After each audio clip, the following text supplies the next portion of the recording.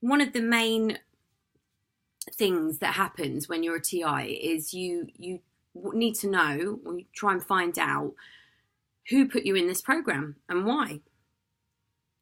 So you sort of run through your mind and think about, I'm not important enough. I am not important enough to warrant the CIA, the government, to bug me and follow me and do all these things to me, that all these sort of crazy stories that you hear. However, I do know that I am a targeted individual. I am being targeted. I have been hacked. I have been bugged, and I have been fired at with weapons of directed energy, and have proof of which. I've also been interviewed by psychotherapists, by psychiatrics, by counsellors, who have all said she's as lucid as they come. There is no mental health issues going on here. We're not qualified to say whether some of the delusional sounding things that she's saying is correct or not. However, she's completely in her right mind. Now, I do know that these things are happening, and so what you try and do is get to the bottom of it and work out, right, who have I pissed off? Because this technology, which started off with the government and the CIA and these sort of agencies, did get filtered down and sold to private companies, which are then misused. And it's basically a guinea pig program. It's a guinea pig program to where people are gang stalked and hacked and bugged and targeted with directional energy weapons to see what happens to them. How do they react? Who do they speak to? What evidence do they get together? Are they able to stop us in any way? Are they able to protect themselves in any way? What do people do to protect themselves? And they learn, so that when they are using this technology on bad people, or, well, I don't think anyone really deserves this, but on people that they really do need to get to quickly, they are experienced and know. And obviously it's a pretty big cover-up that they've got here, because should anyone find out that this is actually going on and this is real, can you imagine the shitstorm that would happen? I'm a single mum. I am a single mum with a 3-year-old, and I'm a targeted individual. So these people firing these directional energy weapons at my house are also getting my little boy, which is really, really crap. So I have thought about who it is that's done this to me, and I'm thinking, is it my ex-business partner, who now has a fantastic nightclub that makes a hell of a lot of money, that I built up for him?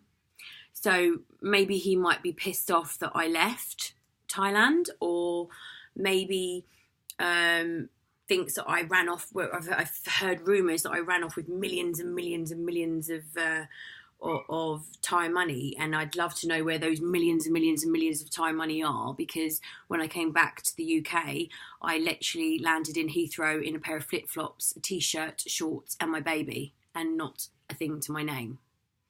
So that's crap. So can't be him.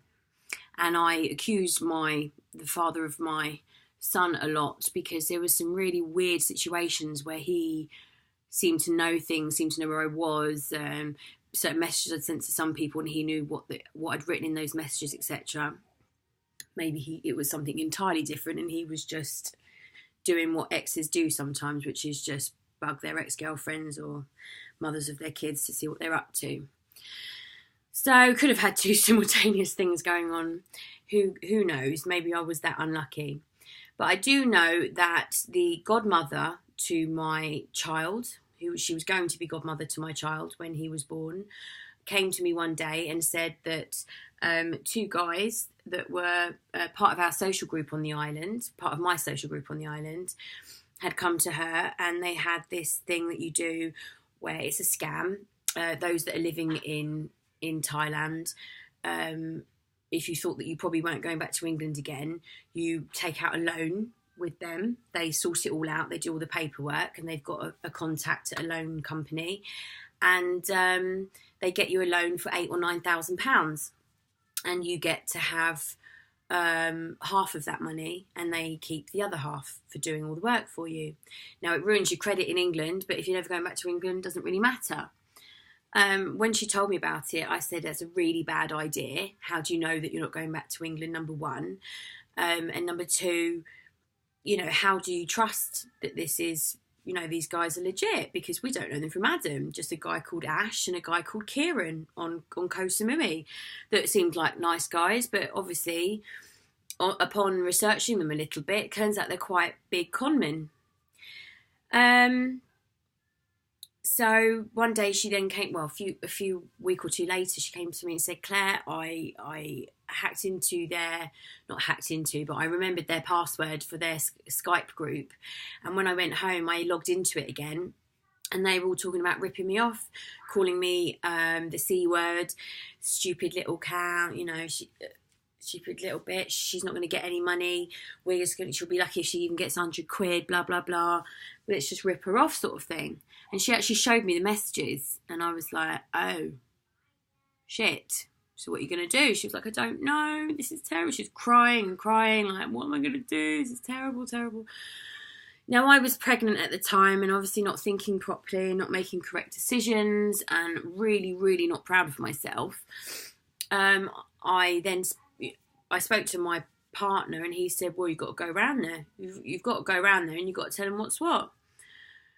And he said he cared about the godmother of my son as well, and said, tell you what, he said, let's go around there and sort them out. Threaten them and say if they don't give the money, they're in big trouble. And so we all got in our vehicles and went up the road to their house, and on arrival, it just went nuts. I remember she didn't stop screaming. She was screaming her head off and shouting at everyone, and it just exploded.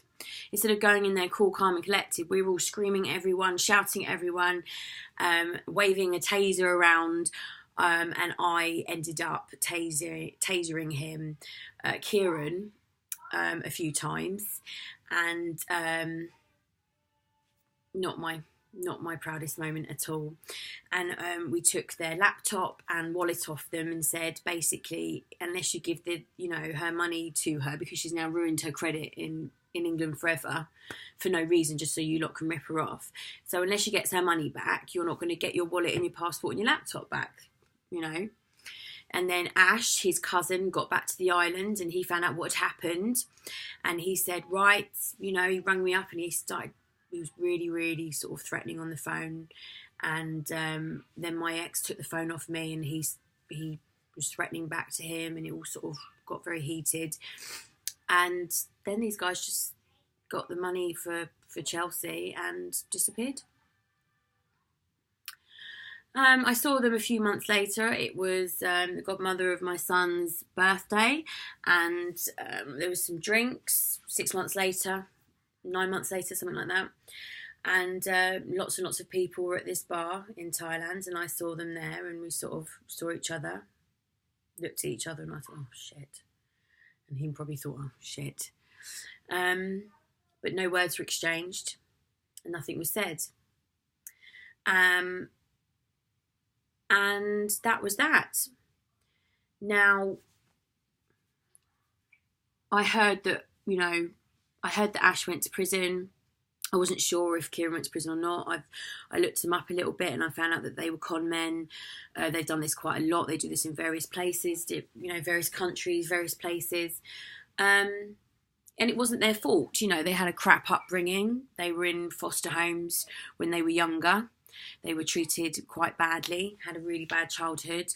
Ash has always been like a father figure to Kieran, and always looked out for him. So I would imagine that he would be extremely, extremely pissed off that while he was away, his cousin got tasered in the neck by myself. So I just thought it was very weird that there was never any comeback, never anything said about it, never any comeback. And life continued as normal. And then my partner was supposed to be the stay-at-home dad, and he used to, after a few weeks, he said he couldn't do it. It was too much hard work. So I had to hire a full-time nanny to look after my son while I ran an aqua park and a nightclub, and looked after the property next to the nightclub, while he sat around smoking weed all day. I was very, very unhappy. He was very unpredictable. He was very moody. I never knew what mood he would be in on a day-to-day basis. It was like sort of coming home from work thinking, oh, God, you know, what's he going to do today? And he was just like, hello, I'm really pissed off and I'm going to take it out on you. Or it was, hi, honey, I've made dinner. So it was just like living with a psychopath, never knowing, you know, what mood he was going to be in. And it just got to the point where I just couldn't take it. I was really stressed out. I was stressed out about running the businesses, being a mum, you know, having to pay out all this money for a full-time nanny, as well as running businesses and being he's supposed to be planning a wedding because I was engaged to be married to this guy. And in the end I said, look, I just can't do this anymore. I cannot do this anymore. We need to break up. And it took me 3 days to actually get him out of the house because he just wouldn't believe that I'd broken up with him. I said, please, I just need you to go. Just need you to go. I ended up renting him a house and paying the rent on the house just to get him out of there. And now I don't know for sure that it's definitely these people, but I doubt very much my ex-business partner, who's got a fantastically, you know, very, very highly profitable club, will have done this to me. Although I do know that he bugged various people in the past. He told me about that. So it's a possibility that he knows some dodgy people, being one of many, many brothers. I doubt Ralph, being the stand-up guy that he is, you know, he's got a family, he's got a wife and 2 kids and stuff. So I know that I would have thought that it's that sort of moralistic sort of thing where you just leave women and kids.